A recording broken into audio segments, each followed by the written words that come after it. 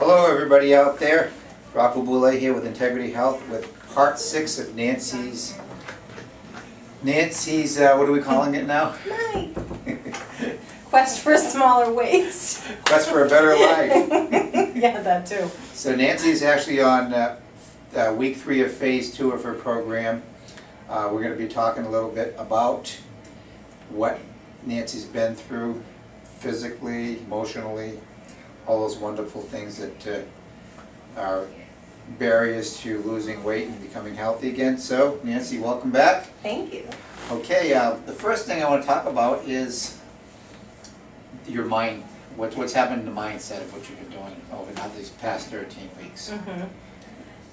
Well, basically, exercise has become a part of my life, a regular part of my life now, and I can't imagine not coming here. There's been nothing yet that's been more important or too important, no matter, in any way, to stop me from getting here, because mentally I've probably never felt better, going through some really hard personal times right now, but I honestly believe that my physical health, having improved as it has over the past 13 weeks, is making an incredible difference. So it appears that your behavior is changing. Oh yes, yeah.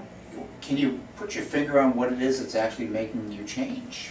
I know it's you making you change, but what is it? What thought process is it that's allowing you to say it's okay to not do the things I was doing before and doing other things in its place? Well, I've started to feel better physically, much better physically. Again, emotionally and mentally, all of that. And I don't, eating now, it's funny to me because I've always heard, people who are really healthy talk about how they eat to nourish their body. And I was like, I eat because I like food. And, that's still true, but now I like the food that nourishes my body. I'm not tempted by crap, and I don't have any, tales to tell of any ice cream I ate or anything. It's just, I feel so much better, and I don't want this feeling to end. I want it to continue and maybe even get more so. Good. And do you mind sharing with the people out there what your weight was when you started? As long as I don't have to say what it is now, it's okay.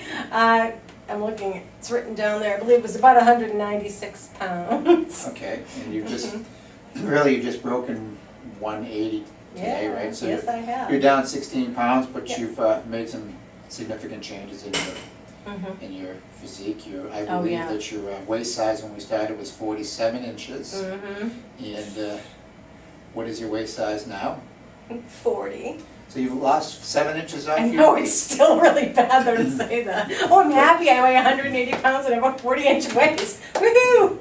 But it's hard work, and people out there have to know that there is no quick fix, there's no overnight gimmick that's going to make them lose weight fast, because we exclusively want you to lose fat and keep your lean muscle up as much as you can.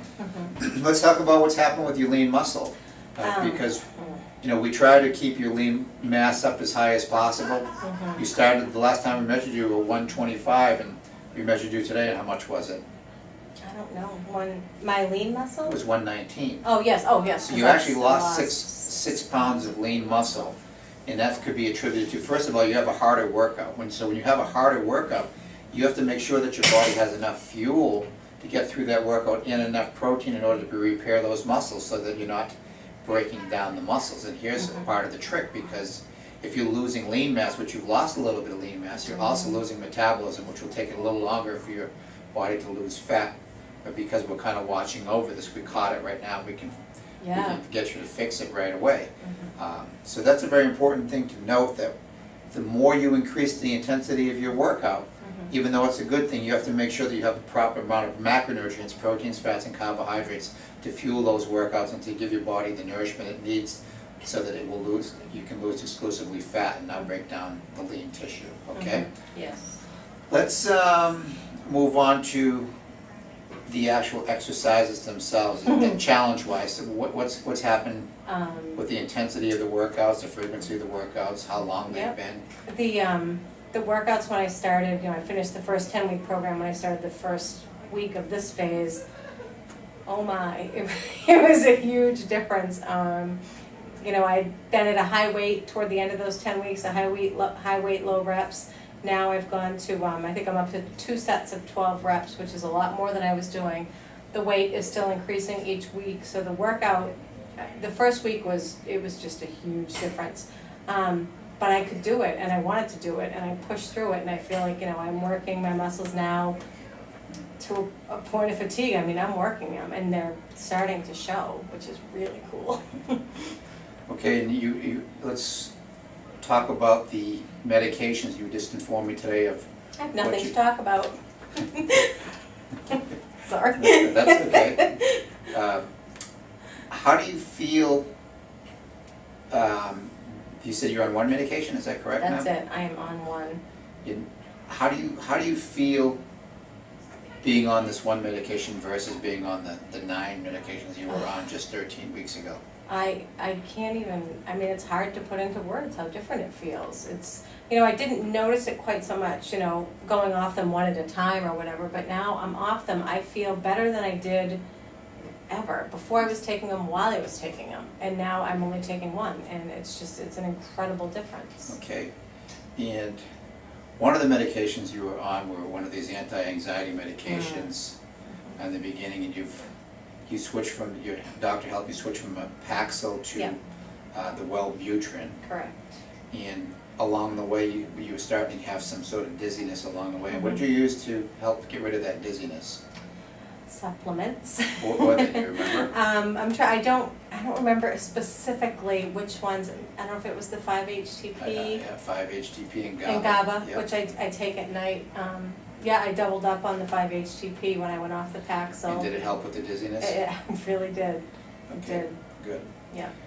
All right, so that's an improvement in not only your well-being, but also in your pocketbook, because now you're saving basically 8 co-payments. Is that correct? That's absolutely correct. So that's a nice little bonus that goes along with the plan itself. And as a final, I guess, a final word, tell us a little bit about what you plan on doing in the next. We're going to be filming again in 3 weeks. Your waist size was 40, or just a little under 40 today. What's your prediction? What are we going to be at? Hoping for 37. We're going for 37. Yeah, I mean, I might be pushing it. Oh, That's what I'm hoping now for. she's trying to push it a little bit. Okay. See, you guys will never ever change. You see, now you know what my job is like. I always hear this. So she says 37, but we'll see how close she can get to her prediction in just 3 weeks from now. That means 3 weeks, 3 inches off the waist. That's asking a lot, and maybe a little bit much, but I'm going to let her bite off that pill that she just... No more pills. And I'm going to increase my protein so my lean muscle goes back up. Okay. And I'm prepared, even if I maybe don't lose any pounds, I want that lean muscle back. Okay. So all of you out there watching, let's keep rooting Nancy on, and if you're having troubles, remember, just staying committed to a good exercise and nutrition plan is going to get you there. Just have faith in yourself, and always remember to take you as number one. We'll talk to you next time. Bye-bye.